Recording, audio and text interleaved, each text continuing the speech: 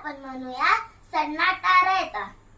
यासाठी लागणार आपल्याला 2 वाट्या दही. हे चांगलं स्मूथ करून घेऊया. यात टाकूया 1 ग्लास पाणी. मिक्स करून घेऊया. यात टाकूया काळं मीठ, जिरा पावडर, लाल तिखट, सुकलेल्या पुदिन्याचे पानं, चवीपुरतं मीठ. हे मिक्स करून घेऊया. आता टाकूया 1 वाटी बुंदी.